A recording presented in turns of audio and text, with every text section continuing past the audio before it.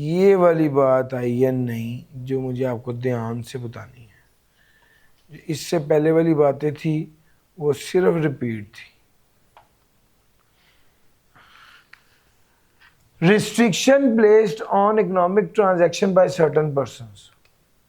वो कहता है एक इनएलिजिबल पर्सन जो है वो उस बंदे को कहेंगे जो एलिजिबल नहीं है, और एलिजिबल पर्सन वो है जो अपनी रिटर्न ऑफ इनकम जो इससे पिछली रिटर्न उसने जमा कराई है उसमें अपनी वेल्थ स्टेटमेंट में सफिशिएंट रिसोर्सेज शो कराएगा कि वो ये पर्टिकुलर चीज खरीद सकता है जिसको वो खरीदने जा रहा है। या अगर उसने कोई चीज खरीदनी है तो अपने इन्वेस्टमेंट और एक्सपेंडिचर स्टेटमेंट के सोर्सेज की डिक्लेरेशन देगा, sufficient resources and furnishing explanation for a particular purchase. In the case of individual, the eligible person shall include his immediate family members. अगर मैं resources की sufficient resources का क्या मतलब है? असल में लॉ ने इस बार जो मेजर चेंज किया है वो ये किया है, अगर कोई बंदा ऐसा है जो 100 रुपये की चीज़ खरीद रहा है तो उसके लिए क्या कह दिया है, उसके पास 130 रुपये के रिसोर्सेज होंगे तो वो 100 रुपये की चीज़ खरीदेगा।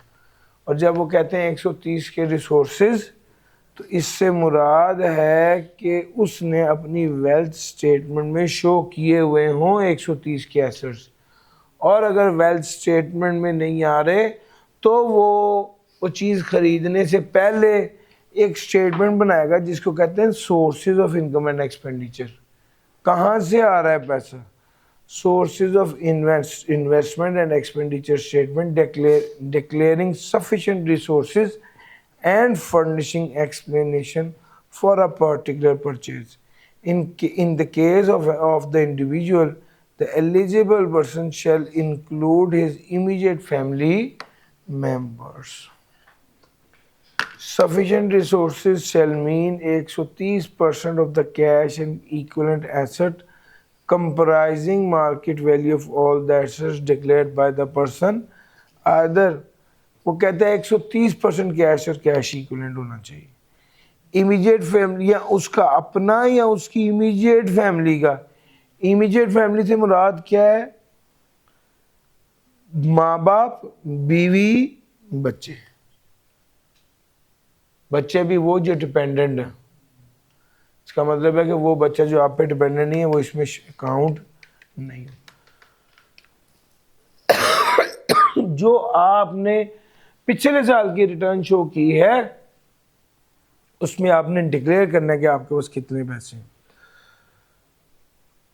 अगर किसी बंदे के पास इतने पैसे नहीं है और वो इनएलिजिबल है तो क्या होगा? वो गाड़ी जिसकी वैल्यू 7 मिलियन से ऊपर है वो उसके नाम नहीं होगी। वो इमूवेबल प्रॉपर्टी जो वो खरीदना चाह रहा है वो उसके नाम रजिस्टर नहीं होगी। उसकी वैल्यू 10 करोड़ से ज़्यादा है। 70 लाख की गाड़ी, 10 करोड़ से ज़्यादा की इमूवेबल प्रॉपर्टी। और तीसरी बात उसने क्या कही? सिक्योरिटीज़ कितनी हों? सिक्योरिटीज़ कितनी हों? 50 मिलियन, यानी 5 करोड़ रुपए की सिक्योरिटी खरीद रहे हो। ये शर्तें हैं सर। ये जो बंदा इनएलिजिबल होगा ना उसके लिए रिस्ट्रिक्शन है। अगर वो कैश विड्रॉ कर रहा है कितना? 10 मिलियन से ऊपर का। अगर वो कैश विड्रॉ कर रहा है 10 मिलियन से ऊपर का,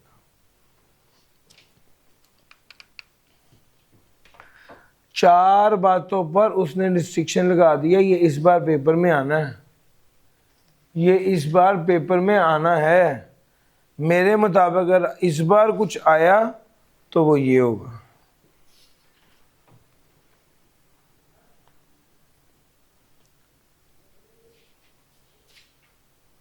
Where an asset has been purchased by way of exchange of capital assets already declared in the wealth statement, the disposal of such capital assets shall be treated to be the part of cash equivalent assets to the extent of the value mentioned in the question.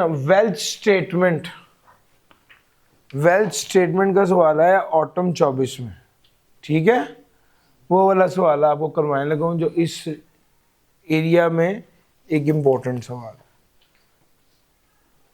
आपको तो पता है ना wealth statement क्या होती है, पता है सर जी वेल्थ स्टेटमेंट क्या होती है? एक मिनट,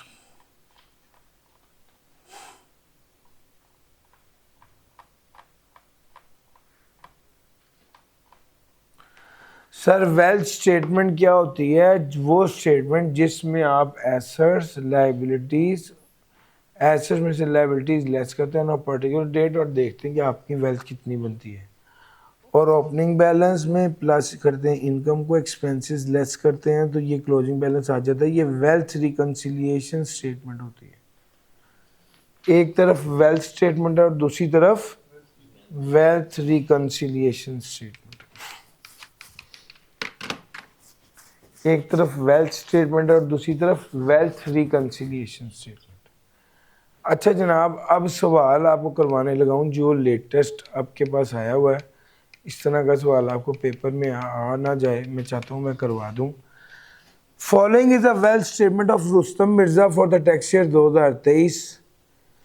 5000 शेयर्स कॉस्ट के ऊपर है, रेजिडेंशियल हाउस है मलीर में, furniture and other house hold items है, पर्सनल कार है, बैंक बैलेंस है, कैश बैलेंस है। लोन जो फ्रेंड को देना है और ये नेट वेल्थ है आपकी 30 जून 2023 में। अब वो कहता है gross salary earned during the year amounting to 3600 while tax deducted from the salary amounting to 4,35,000। जी ग्रॉस सैलरी और ये आ गया। फिर 1000 नए शेयर परचेज किए थे 80 रुपए के हिसाब से। Market value of the 5000 previously held share was ₹375। चलो हमने कितने खरीदे हैं? 80 रुपए के हिसाब से खरीदे हैं ना। A new car was obtained on 30 June 2024 through a trade-in scheme exchanging the old car. The price differential of rupees 12 lakh is payable on a 2-month credit. गाड़ी पुरानी से नई पे है, 12 लाख गाड़ी पे पड़ जाएगा और 12 लाख की क्या हो जाएगी? पेबल आ जाएगा ना 12 लाख का। अच्छा, a payment of rupees 4 lakh was made to a friend in repayment of outstanding loan. ये जो आउटस्टैंडिंग लोन है इसमें से 4 लाख पे भी किया। पर्सनल एक्सपेंसेस थे 26 लाख के, with 2000 paid 20,000 paid in cash. A gift of 35,000 was made to his sister through crossed check. वो कहते हैं under the provision and the rule made there prepare Rustam Mirza wealth statement and wealth reconciliation statement for the tax year 2024 with necessary workings. यहाँ पर बना देते हैं wealth statement. हाँ जी, shares कितने हैं सर जी? शेयर्स में एडजस्टमेंट है, ये नए शेयर खरीदे हैं ना। 5 लाख शेयर थे, शेयर हो गए टोटल कितने? 6000 शेयर्स। किस कीमत के? 3,60,000 प्लस 80 रुपए के हिसाब से है जी, बताइएगा। 80,000 जी, बताइएगा। 4,40,000। अच्छा, हम ना साथ साथ कैश की एंट्री भी करते रहते हैं। ये तो बैंक से किया होगा, तो बैंक से पेमेंट की होगी। Shares acquired 80,000। करना क्या है? ये बैंक बैलेंस है 4,35,000।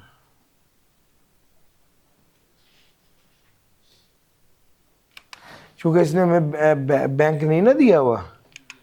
अच्छा जी, अगली एडजस्टमेंट कर लेते हैं।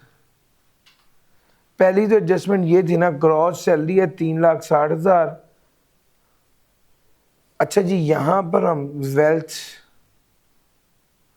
रिकंसिलिएशन स्टेटमेंट बना लेते हैं। वेल्थ रिकंसिलिएशन स्टेटमेंट में ओपनिंग बैलेंस बताइएगा 6915,000। सैलरी कितनी है 36,00,000। टैक्स कितना डिडक्ट हुआ है 4,35,000। ऐसा ही है सर जी। यहाँ पे कैश में कितना आएगा, सैलरी 3600 था, इसमें से माइनस कर दें 4,35,000। जी बताइएगा।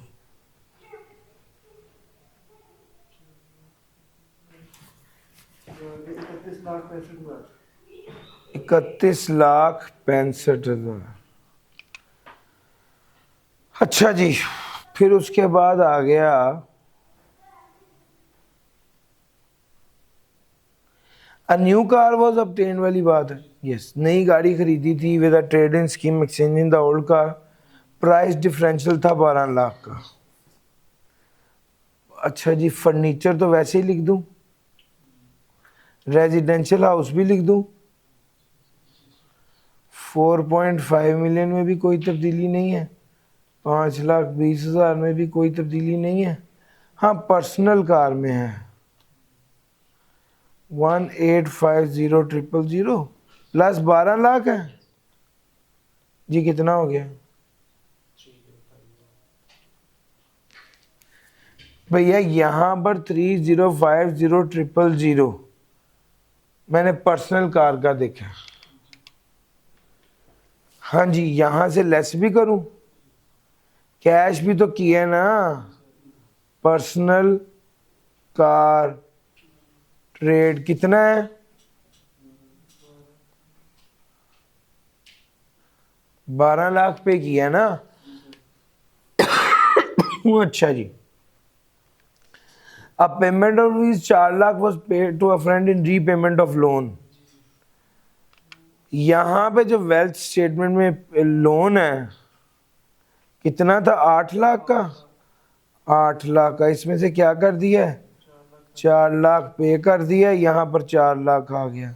यही 4 लाख मुझे लोन रीपेमेंट से भी निकालना है।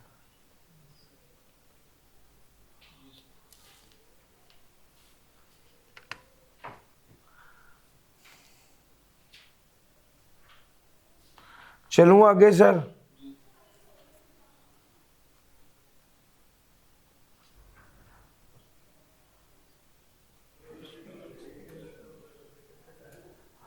A payment of rupees 4 lakh was made to a friend in repayment of loan. 4 lakh हो गया ना। फिर पर्सनल एक्सपेंस, पर्सनल एक्सपेंस तो आना होता है इधर। कितना है सर 26 लाख का।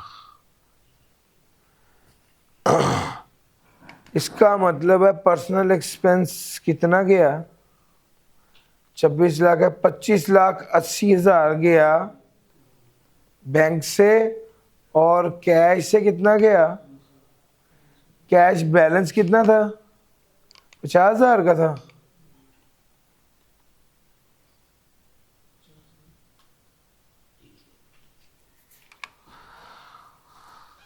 अच्छा, उसके बाद आ गया 35,000 वॉज मेड टू गिफ्ट है, गिफ्ट टू सिस्टर कर दें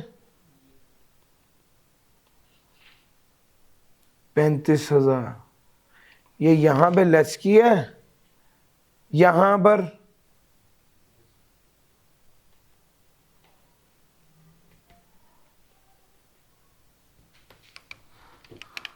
हाँ भाई हो गया, सारी एडजस्टमेंट हो गई।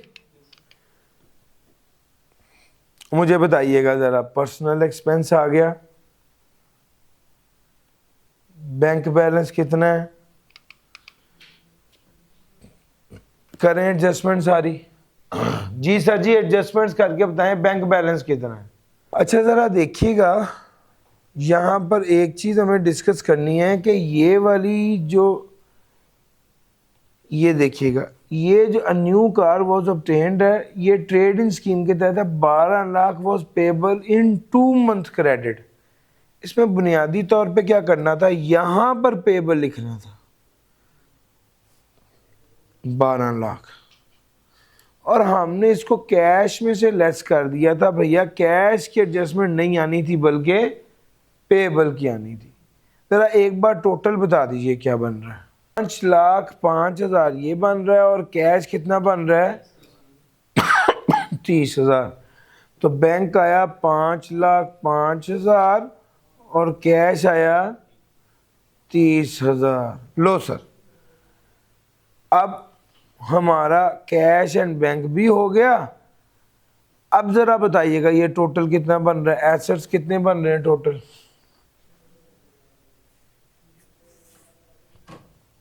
समझ आ रहा है सर?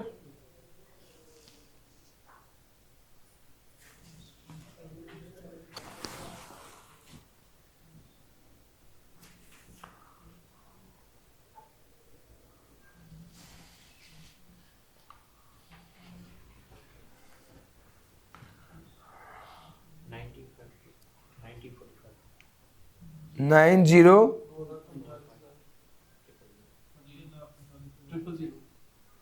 ये एसेट्स हैं टोटल। इसमें से ये लेस करेंगे 16 लाख, तो क्या बनेगा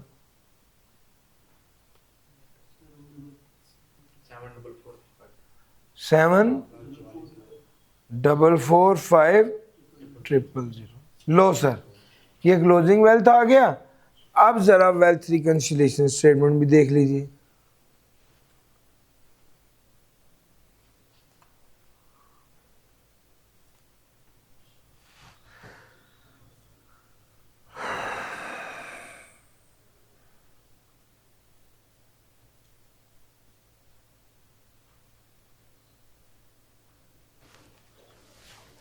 वेल्थ रिकंसिलिएशन स्टेटमेंट देखिएगा सर।